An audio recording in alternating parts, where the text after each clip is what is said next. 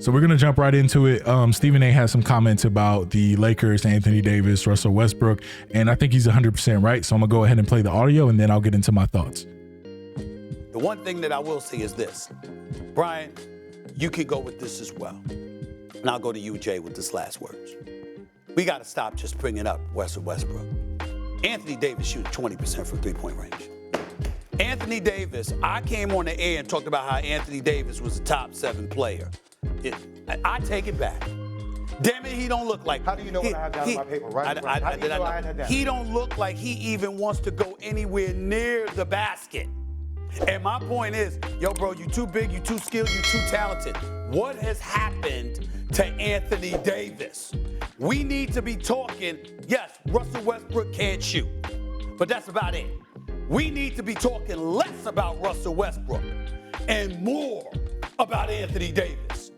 Because damn it, I expected better. Can I add? So I think Stephen A is absolutely right? And this is one of the things that I talked about when I said it's not just Russell Westbrook. Yes, he has an issue with his jump shot, and Stephen A has a valid point. What is going on with Anthony Davis? And we haven't seen the same Anthony Davis that we saw in the bubble.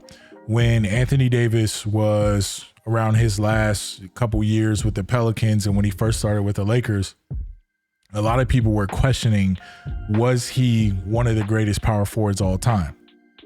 And that's one of the points that Jay Will was kind of bringing up, is when they made this trade, they were having him akin to the likes of Pau Gasol's and the other great bigs that have been in Lakers history.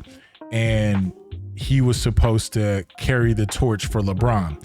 Right now, LeBron is 37, 38. He's on year 20. And the reason that Anthony Davis was supposed to come to this team was so that LeBron wouldn't have to be the number one main guy, because Anthony Davis was that polarizing at that time of his career that he could lead a franchise to the playoffs. And that, with the help of LeBron, multiple championships were in the midst of the conversation, right? And that's not how things have gone so far.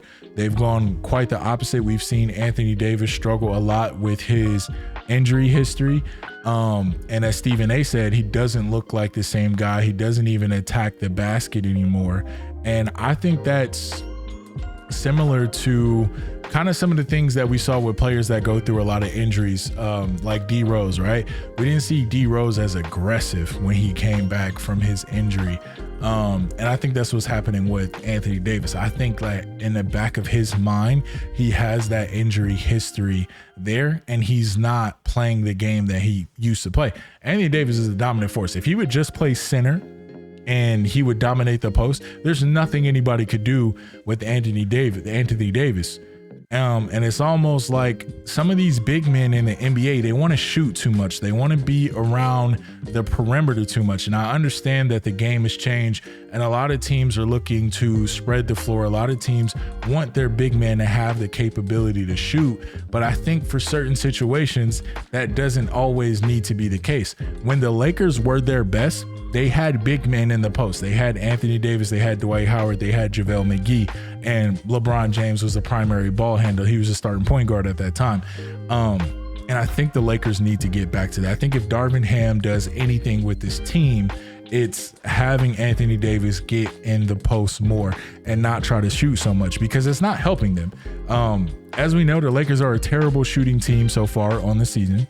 And as we just heard Stephen A. Smith say, Anthony Davis is shooting 20% from the field, from three right now. 20%. He's shooting 50% from the field for his other shots, and he's averaging 20 plus points a game. That's good, right? But that 3-point percentage, that's not helping you, right? When you're a struggling team, you need to figure out what the chinks in your armor are, what your Achilles heels is. And that's Anthony Davis right now. And dare I say, him not touching a basketball since April is a part of this, because I know he did some training with Lethal Shooter. If you guys don't know who he is, he's got some pretty cool clips. He's a really great NBA instructor, NBA trainer, shall I say, for jump shots. That clearly didn't help, because Anthony Davis is struggling to the point to where Nurkic on Portland, he looked him off. Anthony Davis was taking the three and he looked him off. He didn't even go defend him. And Anthony Davis hit the side of the backboard. So there's a lot going on in LA right now. And I hate to make all my videos about what's happening in LA, but this just happens to be, one of the most polarizing things that's going on. But yeah, Anthony Davis needs to get back to form. I said it in my first video. We blamed Russ way too much last year. We should have been looking at Anthony Davis this entire time. He's supposed to be the guy. They weren't looking for Westbrook to come in and be the savior and carry the torch for the Lakers for years to come. It was Anthony Davis. He was supposed to be the next Lakers great, the next Lakers big. That was his role. And him and LeBron were supposed to ride off into the sunset, win a couple rings, and that hasn't necessarily happened. And it's not going to happen. As we talked about before, this is a poorly constructed team. Jeannie Buss and Rob Pelinka. They did a terrible job this offseason, and it's even coming out that there were multiple trade offers that they denied. There was a package that the Utah Jazz offered them for Michael Conley, Rudy Gay, Bogdanovich, and a pick or something for like Russell Westbrook and one of their picks. And that would have been better than what they have now. And then you look at the fact that Russell Westbrook's contract is more combined than Alex Caruso's, Kyle Kuzma's, Kentavious Caldwell-Pope's. 3 key role players, good defenders, and they just got rid of him. So again, that's the latest news of what's going on in LA. Like, comment, and subscribe. As always, I thank you guys for your support. Take care.